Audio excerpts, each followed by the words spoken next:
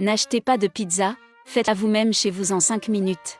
Alors cliquez déjà sur le bouton « J'aime » et écrivez « J'adore les recettes faciles ». Commençons par placer un papier anti-adhésif sur la plaque à pâtisserie pour la cuisson. Si votre moule est anti-adhésif, vous n'avez pas besoin de mettre le papier.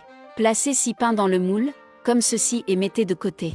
Dans un bol, ajoutez 4 cuillères à café de concentré de tomate, une pincée de poivre rouge, une cuillère à café d'origan.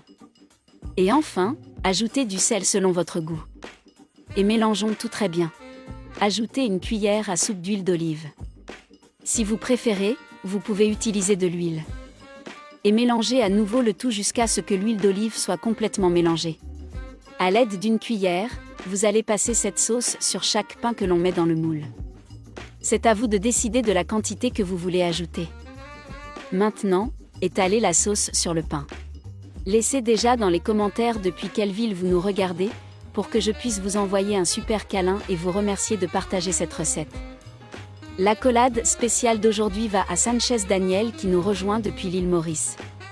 Elle est heureuse que vous appréciez nos recettes. Mettez ensuite de la mozzarella râpée selon votre goût.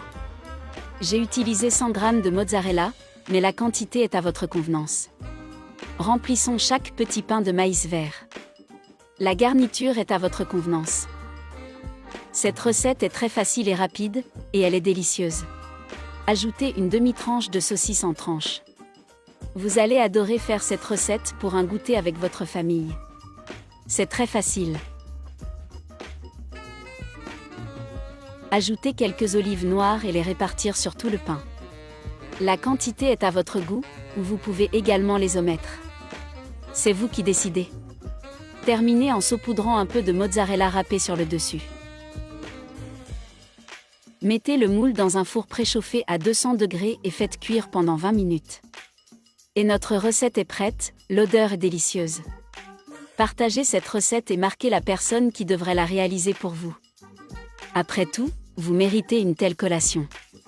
Si vous êtes arrivé jusqu'ici, c'est que vous aimez nos recettes, alors cliquez sur le bouton de partage et partagez cette vidéo avec vos amis. Je vais déjà dans les commentaires pour répondre à chacun de ceux qui m'ont écrit depuis quelle ville nous regarde, et je vous remercie d'avoir partagé cette recette. Jusqu'à la prochaine recette.